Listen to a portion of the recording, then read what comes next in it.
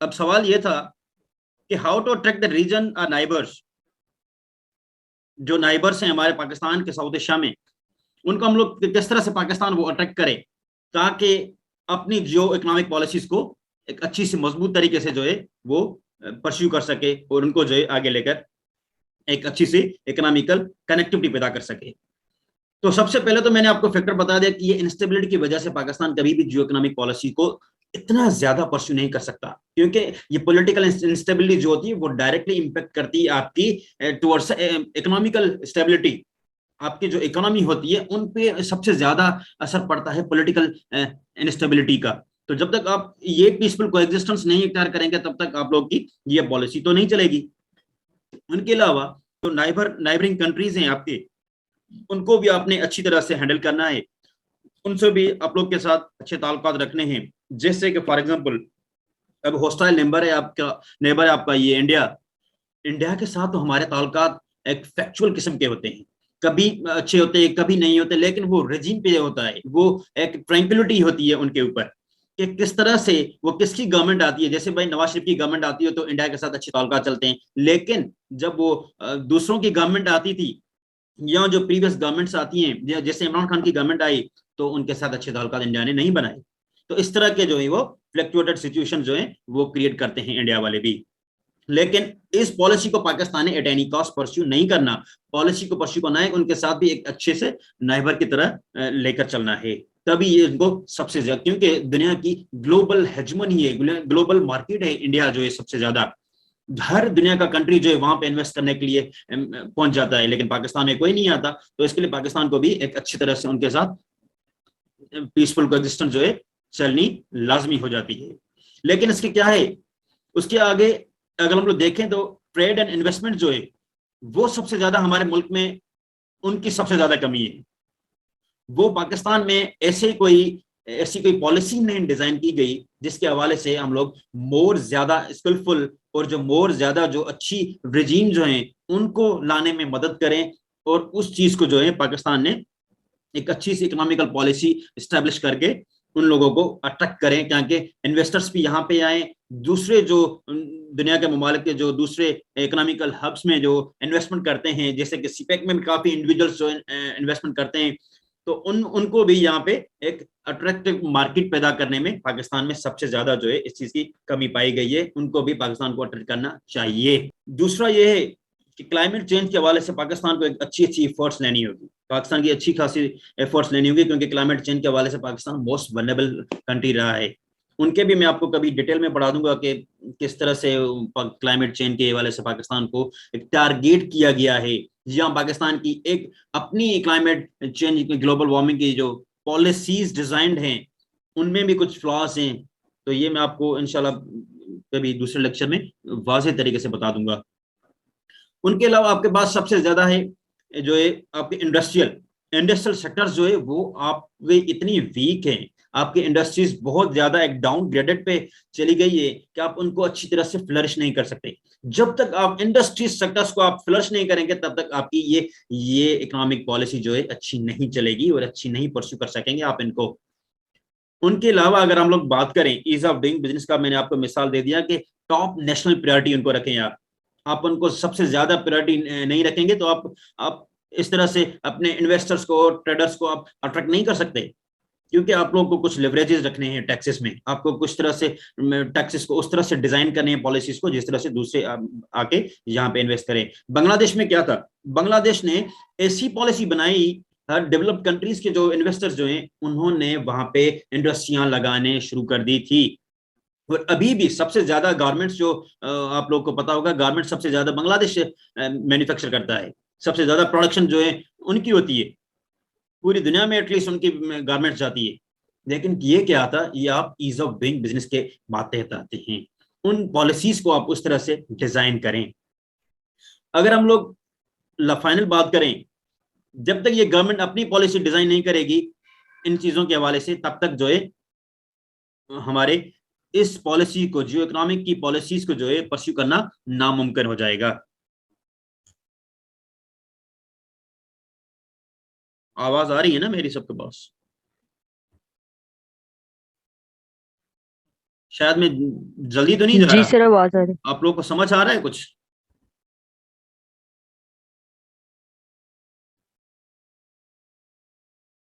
जी sir, समझ आ रहा है। अभी तक जितना समझ आया है कि हमें जो है ना, अगर तो जियो इकोनॉमी पॉलिसी लेके चलनी है तो हमें क्या करना चाहिए कि हमें एक तो साउथ एशियन कंट्रीज को अपने साथ इस सी पैक में शामिल कर लेना चाहिए। जबरदस्त और ऐसी जबरदस्त, ओके। कंडीशंस और ऐसी कंडीशंस बनानी चाहिए कि जो डेवलप कंट्रीज है वो इन्वेस्ट कर सकें, और टैक्स जो है वो कम से कम रखा जाए, और इनोवेशन की तरफ आना चाहिए, और साइंटिफिक और टेक्नोलॉजी को जो है ना उसको एडवांसमेंट लेके आनी ओके चाहिए। ओके, जबरदस्त जबरदस्त, यू गॉट माय पॉइंट।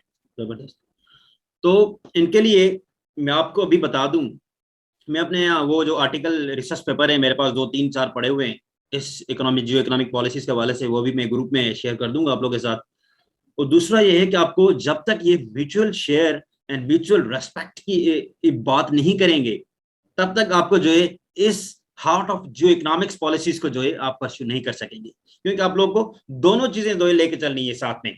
आपको म्यूचुअल रेस्पेक्ट भी करनी है, आपको एक शेयर्ड बेनिफिट होना चाहिए। तो आपको ये चीजें कॉस्ट बेनिफिट एनालिसिस के हवाले से आपको वो चीजें जो है हल करने में मदद भी साबित होगी, और आप इस तरह से अपनी पॉलिसीज को भी परस्यू कर सकेंगे।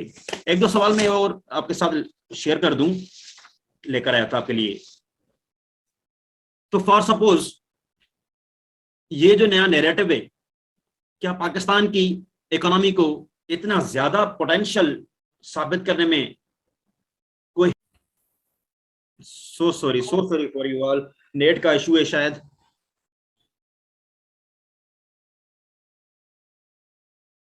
क्योंकि कल परसों तो यहाँ पे तो नेटवर्क ही क्लोज थे। ठीक है ना? So sorry. अभी आवाज आ रही है ना मेरी? दूसरा, हाफिजा मुंह में ले रहा, am I audible to you? Yes sir. Okay okay. तो जी, ये मैं एक नई डायमेंशन आपके लिए जो बोल रहा था, वो मैं आपको बता दूंगा। जियो इकोनॉमिक्स जो है तब तक आपको अच्छी तरह से ऐसे बेनिफिट नहीं दे सकेगा जब तरह से आप अपने जियो स्ट्रेटेजी और जो स्ट्रेटेजिकल जो आपके जो ऑब्जेक्टिव्स हैं उनको आप जब तक आप उनको परस्यू ना करें, तब तक आप अच्छे तरीके से जियो इकोनॉमिक पॉलिसीज को इस तरह से एक सर्व नहीं कर सकेंगे, इस तरह से आप लोग यहाँ पे जो है एक इम्प्लीमेंट नहीं कर सकेंगे। तो जाहिर बात है, जब आपकी जियो स्ट्रेटेजिकल राइट्स जो थे, पाकिस्तान की प्रीवियस इकोनॉमीज को देखा या दूसरे जो टेन्योर्स को देखा, उसमें जियो स्ट्रेटेजिकली पाकिस्तान की तो लोकेशन सबसे ज्यादा ठीक है, अभी भी पाई जाती है, अभी भी है उनकी। लेकिन उस तरह के जो मुख्तलिफ डिसीजंस लिए गए थे, जैसे कि वॉर ऑन टेरर के डिसीजन लिए गए थे, जैसे कि आप लोग ये सीपेक वाले डिसीजंस लिए गए थे, देखे ना, ये पॉजिटिव ये नेगेटिव, ये जो दोनों चीजें हैं, ये डाइवर्जेंस और जो कन्वर्जेंस हैं, ये आपकी पॉलिसीज का हिस्सा होते हैं। अब सवाल ये है कि इस जियो स्ट्रेटेजिक लोकेशंस को या उनको परस्यू करने में, जैसे जियो इकोनॉमिक पॉलिसीज को हम लोग परस्यू करने की कोशिश करेंगे, तो उसमें चैलेंजेस तो आएंगे, जाहिर बात है। वो चैलेंजेस तो हमें कैमा क्रॉस तो करनी है, जाहिर बात है। ठीक है ना? तो उस चैलेंज में सबसे ज्यादा जो मेजर चैलेंजेस है हमारे, वो कौन से हैं? जब तक वो चैलेंजेस हमारे वो ठीक नहीं होंगे, तब तक हमें जो है जियो स्ट्रेटेजिक लोकेशंस पे ठीक नहीं होगी हमारी पोजीशंस, जियो इकोनॉमिकल पॉलिसीज भी हमारी ठीक नहीं होगी, और उनके अलावा हमारे मुल्क में जो है पॉलिटिकल इंस्टेबिलिटी की भी हवा नहीं चल सकेगी। तो सबसे ज्यादा देखें यूएस चाइना राइवलरीज, देखें ना, ये ग्लोबल पावर्स का किस तरह से इम्पैक्ट पड़ रहा है यहाँ पे हमारे साउथ एशियन रीजन पे, और पर्टिकुलरली पाकिस्तान को, और पाकिस्तान की पॉलिटिकल स्टेबिलिटी को और उनकी इकोनॉमिक पॉलिसीज को किस तरह से इम्पैक्ट कर रहा है, हांट कर रहा है। तो पाकिस्तान में देखें, जिस तरह से यूएस चाइना का कंपटीशन सबसे ज्यादा एक इंटेंसिफाई के सिचुएशंस में चल रहा है, उस तरह की राइवलरीज जो हैं, यूएस की डायरेक्ट इम्पैक्ट करती है ईरान के साथ, चाइना की डायरेक्ट इम्पैक्ट करती है लद्दाख के ऊपर इंडिया के साथ। तो ये दोनों इकोनॉमिकल हब भी हैं, लेकिन ईरान के साथ यूएसए के ऑलरेडी सैंक्शंस हैं, पाकिस्तान की भी उनके साथ अच्छी तजारत देखेंगे हम लोग, हमें वो ऑयल का वगैरह या दूसरे जो है प्रोडक्शंस वगैरह हम लोग एक्सचेंज करते रहते हैं, इंपोर्ट एक्सपोर्ट करते रहते हैं, तो वहां से भी हमारी इकोनॉमी का अच्छा खासा शेयर जाता है। लेकिन सबसे ज्यादा जो हमारी इकोनॉमी की जो सबसे ज्यादा जो एक आप एक से समझे कि इम्पोर्टेंट पिलर है, वो हमारी तो चाइना है। जब तक चाइना और यूएस के आपस में ये क्लैशेस खत्म नहीं होंगे, तब तक हमारे जो है जियो इकोनॉमिक पॉलिसीज को मजीद एक बिगौड़ की सूरत में चली जाएगी, मजीद एक फ्लक्चुएटेड सिचुएशन में जो है चली जाएगी, और उस तरह से हम लोग दोनों राइवलरीज में होते हुए हम लोग को एक लाइन किया जाएगा। और इस तरह से समझें कि पाकिस्तान अपना जियो इकोनॉमिक पॉलिसीज का एम्बिशन जो है वो हासिल नहीं कर सकेगा। दूसरी बात, तालिबानाइजेशन जो है हमारी अफगानिस्तान में, जैसे कि तालिबान जब पावर में आए वापस 2021 में, उस वक्त क्या था, और वहां पे ऐसी सिचुएशंस क्रिएट की गई थी अफगानिस्तान में जिस तरह से आपकी ह्यूमन राइट्स की भी जो है वो कंप्रोमाइज होते हैं, आपके वुमेन एजुकेशन भी जो है वो भी कंप्रोमाइज होते हैं, आपके जो नेशनल दूसरे राइट्स जो होते हैं वो भी आप लोग के कंप्रोमाइज होते हैं। और तीसरी बात यह है कि वहां पे सिविल वार की एक हमें लहर नजर आती है तालिबानाइजेशन के बाद में। जिस तरह से तालिबान ने पावर में आए जिस दिन, उसके बाद उनके आपस में सिविल वॉर की सिचुएशन जो है उनकी अख्तियार की गई है, और वहां पे वो भी क्लैशेस सबसे ज्यादा हैं। तो ये भी हमें बहुत बड़ा हॉन्ट कर सकते हैं जियो इकोनॉमिक पॉलिसीज को।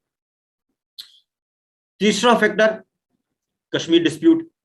और इस तरह से हम लोग जो भी पॉलिसी बना रहे हैं, जो भी पॉलिसी हम लोग बनाते हैं, वैसे भी या इवन फॉरेन पॉलिसी बनाते हैं, नेशनल सिक्योरिटी फॉरेन पॉलिसी बनाते हैं, तो वो हम इस डिस्प्यूट को नजर में रख के हम लोग वो जो है पॉलिसीज हम लोग डिजाइन करते हैं। अदरवाइज इस तरह इसके अलावा हम लोग डिजाइन नहीं कर सकते, क्योंकि उनका डायरेक्ट इम्पैक्ट हमारे ऊपर भी है। आपको कश्मीर इशू में बता दूंगा क्लियरली कि कश्मीर का किस तरह से पाकिस्तान को डायरेक्टली इम्पैक्ट पड़ता है या इनडायरेक्टली जो है वो हार्म करता है दूसरे रीजन्स को भी। तो ये जब तक क्लेशेस जो हैं ये खत्म नहीं होते, या कश्मीर डिस्प्यूट जब तक सॉल्व नहीं होता, तब तक आपकी जियो इकोनॉमिक पॉलिसी इतनी मजीद लेवल तक स्ट्रांग नहीं हो सकेगी। होगी तो सही, लेकिन इतनी स्ट्रांग नहीं हो सकेगी। उनके अलावा हमारी सबसे दो इंपॉर्टेंट चीजें हैं, एक्सट्रीमिज्म तो सबसे ज्यादा है ही है, बिगॉड है हमारे मुल्क में, रिलीजियस एक्सट्रीमिज्म मोस्टली, पर्टिकुलरली जो नैरेटिव दिया गया था, और वो भी 1979 के बाद जिया की हुकूमत में, वो मैं कभी हिस्टोरिकल पर्सपेक्टिव में मैं आपको बता दूंगा। लेकिन वो रिलीजियस एक्सट्रीमिज्म जो है वो भी हमारे मुल्क में इंस्टेबिलिटी क्रिएट करते हैं, वो भी हमारे जियो इकोनॉमिक पॉलिसीज को किस तरह से हिंड्रेंसेस क्रिएट करते हैं, काफी उनका भी। जिया का इस्लामाइजेशन का कौन सा है? जी क्या कह जियाउल हक का जो पॉलिसी थी इस्लामाइजेशन की। बिल्कुल बिल्कुल एरा, ये जो इस्लामाइजेशन की जो पॉलिसी थी, ये हमारे मुल्क में, पाकिस्तान में एक जो है एक डिफिकल्ट सिचुएशंस क्रिएट करती हैं। उनको हमारे पॉलिटिकल स्टेबिलिटी को भी नुकसान होता है, हमारे इकोनॉमिकल पॉलिसीज को भी नुकसान होता है। तो ये मुख्तलिफ डाइवर्जेंसेस हैं, उनके बहुत ज्यादा इम्पैक्ट्स यहाँ पे पड़ते हैं, और आज तक हम लोग हुए उनसे कभी भी निकल नहीं सकते, क्योंकि ये चीजें हमें जो है बहुत एक अच्छी तरह से फिट किए गए हैं पाकिस्तान के अवाम को। तो उसके अलावा हम लोग देखें तो हमारे इस नाइबर की वजह से, हमारी अपनी पॉलिसीज की वजह से, हमें अपनी पॉलिसीज खुद डिजाइन करनी होगी इन चीजों को नजर में रख के। लेकिन वो एक डेवलप्ड कंट्रीज जैसी, वो एक अच्छी इकोनॉमिकल कनेक्टिविटी को क्रिएट करने जैसी जो है हमें पॉलिसीज जो है इन्वॉल्व करनी होगी, क्योंकि हमें पता है हमारा फायदा जो है सबसे ज्यादा सीपेक में है। सीपेक वो जो तकरीबन 60 जो है 62 टू 60-70 कंट्रीज को आपस में लिंक करता है, उनको एक्सेस जो है सबसे ज्यादा जो है वो सीपेक के थ्रू होती है, पाकिस्तान के थ्रू, सीपेक के थ्रू। यहाँ पे सेंट्रल एशिया में, सेंट्रल एशिया से आगे जाके ऊपर आपको यूरोप की तरफ तो जाता है रूट, लैंड रूट हो, मैरीटाइम रूट हो आपका, ठीक है ना। तो इस तरह से पाकिस्तान को अपनी अच्छी पॉलिसीज जो है वो डिजाइन करनी होगी इस हॉस्टाइल नेचर में, इस हॉस्टाइल जो है एनवायरमेंट में, क्योंकि इस तरह से पाकिस्तान कभी भी कनेक्टिविटी जो है अपनी क्रिएट नहीं कर सकेगा। और ये दूसरा फैक्टर ये है हमारे पास कि हमारी जो साउथ एशियन रीजनल कोऑपरेशन जो बनाई गई थी 1985 में सार्क की, उन्होंने तो सबसे ज्यादा मजीद बिगाड़ दिया है हमारे काम को। पाकिस्तान ने भी उनका फायदा नहीं उठाया, इंडिया ने भी उनका फायदा नहीं उठाया, किसी मुल्क ने भी उस ऑर्गेनाइजेशन का फायदा नहीं उठाया, क्योंकि वो एक इतनी स्ट्रांग सूरत में एक हमें नजर नहीं आती। क्योंकि जब आप कंपैरिजन करें, अब दूसरी ऑर्गेनाइजेशंस के साथ कंपैरिजन करें, आसियान के साथ कंपैरिजन करें, तो वो कितनी एक एक्सपेंड कर गई हैं, वो कितने अपने यूरोपियन यूनियन को आप लोग देखें कितने एक अच्छा सा बॉन्ड क्रिएट कर गए हैं आपस में। इन जैसी ऑर्गेनाइजेशंस की भी बहुत ज्यादा कमी है हमारे पाकिस्तान, हमारे रीजन्स में, पर्टिकुलरली जो है पाकिस्तान को उसको ज्वाइन करने में भी हद से ज्यादा हिंड्रेंसेस क्रिएट किए गए हैं। लेकिन उस चीज को मजीद जो है पाकिस्तान डाइवर्सिफाई नहीं कर सकता उस तरह से। तो ये चीजें थी सर वो क्लियरली। इसके मेंबर पे डिपेंड करता है ना, जो सार्क के मेंबर्स हैं इन सब में तो आपस में कॉन्फ्लिक्ट है, इसमें मेजर इंडिया कंट्रीब्यूट करता है और उसके ऊपर भूटान पड़ा हुआ, उधर से नेपाल।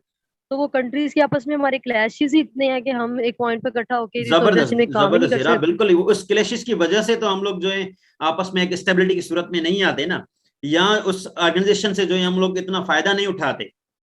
तो ये आपस में जब तक ये क्लेशिस खत्म नहीं होंगे तब तक हम लोग जो है इस तरह से फ्लरिश नहीं कर पाएंगे ना अपनी इकोनॉमी को। और दूसरा कोई सवाल हो तो।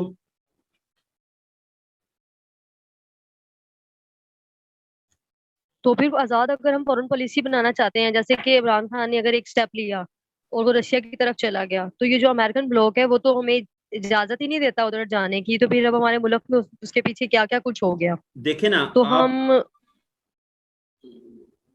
देखें हेरा, मसला ये है कि हमारी फॉरेन पॉलिसी जो है उनके कुछ ऐसे मेजर डिटर्मिनेंट्स हैं जो हमें एक हॉस्टाइल नेचर में रख के हमें वो डिसाइड करने होते हैं।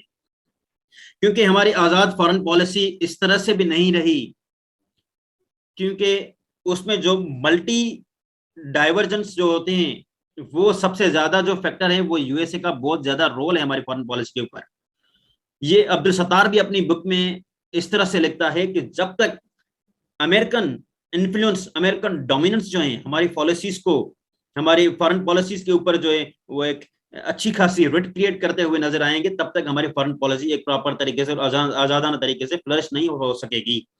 तो हमें उस चीज से निकलना होगा। जी, दूसरा कोई क्वेश्चन आप लोग का। तो सर उसमें यही हुआ ना कि हम अमेरिकन ब्लॉक से निकलें। अगर हम अमेरिकन ब्लॉक से निकलते हैं तो दुनिया तो पहले ही लिबरल वर्ल्ड ऑर्डर में चल रही है, तो फिर हम उससे निकल के कहीं जा तो नहीं सकते ना। हमने अगर डेमोक्रेसी से हम निकल सकते तो हम फिर खिलाफत लेके आते। खिलाफत टूटी तो हमने इस्लामिक डेमोक्रेसी कर ली, वो भी हमसे इम्प्लीमेंट नहीं हो सकी क्योंकि हमने मुसलमानों को भी खुश करना था और अंग्रेजों से भी जान नहीं हम छुड़ा सकते, ये तो तो हम। इस हब में जो इस तरह से हम लोग ने जो इन्होंने ये बनाया हुआ है ना, अपना जो सांचा बनाया हुआ है इन्होंने, उस तरह से हम लोग नहीं निकल सकते। क्यों नहीं निकल सकते, उनकी मैंने आपको रीजंस बता दिए। क्योंकि फिर ये अब हम डेवलप, अपने आप को इसमें मैनेज कैसे करें, इसमें रहते हुए हम देखिए अपने ना, आप को मॉडर्नाइज करें। मैनेज आपको इस तरह से करने होंगे जब तक आपकी अपनी सिविलियन लीडरशिप जो है वो स्ट्रांग नहीं होगी। और उनके अलावा हमारे मिलिट्री स्टैब्लिशमेंट जो है वो जब तक आपकी एक पेज पर नहीं होगी, आप इस तरह से आजाद नहीं हो सकते इस चीजें से। क्योंकि 1947 से ओ, लेकर जो है वो हमारे ऊपर ऊपर बैठा हुआ है, तो उनको हम लोग ऐसे नहीं हाँ, छोड़ सकते। हमारी आर्मी का भी तो हमारे मसला है ना। हमारी आर्मी जो है ना वो हमारे पॉलिटिशियंस पे बिलीव ही नहीं करती, बिल्कुल बिल्कुल, वो वही तो किसी जगह इनको पे जाने समझते ही नहीं हैं कि देती। They are not the professionals. वो कौन होते हैं हमारे फैसले करने वाले? आर्मी इस तरह से डील करती है सिविलियंस को। तो ये बहुत ज्यादा इन्फ्लुएंस है। ये कभी मैं आपको अच्छे तरीके से समझाऊंगा आप लोगों को सिविल मिलिट्री रिलेशंस में, या पाकिस्तान की जो फॉरेन पॉलिसी है उनके हवाले से भी मैं आपको ये डिटेल में पढ़ाऊंगा इंशाल्लाह। और कोई सवाल किसी का?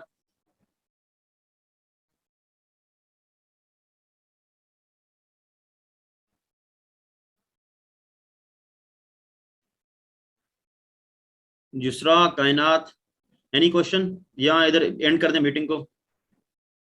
सर एक मिनट, एंड करने से पहले ना इस लेक्चर को थोड़ा कंक्लूड कर दें कि जी, अब हमने जो जियो इकोनॉमिक पॉलिसी है उसको स्ट्रेटेजिक पॉलिसी के साथ ही लेकर चलना है। बात मैंने आपको लास्ट में बता दी ना कि हम लोग जब तक अपनी जियो स्ट्रेटेजिक पॉलिसीज को अच्छी तरीके से नहीं प्ले करेंगे तब तक हमें जियो इकोनॉमिक पॉलिसीज को इस तरह से फ्लोरिश नहीं कर सकते। क्योंकि ये चीजें जो है हमारी वो ग्लोबली कनेक्टेड होते हैं, ठीक है ना। उस तरह से आपको ये डिस्प्यूट्स जो है, ये क्लैशेस जो है, और आपको पॉलिटिकल इंस्टेबिलिटी जो है अपने आप में विद इन कंट्री जो है,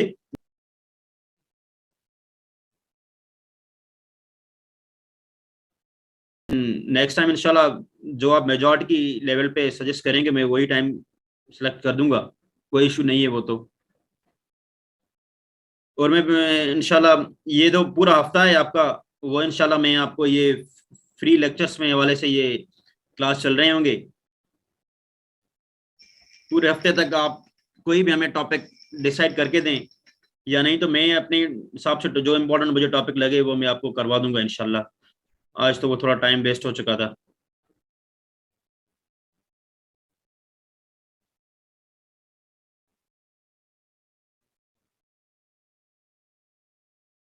देखें आप वो व्हाट्सएप पे आप क्वेश्चंस कर सकते हैं, मजीद जो भी हैं इस टॉपिक के हवाले से हैं तो अभी इधर मुझे बता दें आप, वो मैं ग्रुप में बता दूंगा आपको, टाइमिंग्स जो भी होंगी। इंशाल्लाह कोशिश करेंगे देखिए डेली हो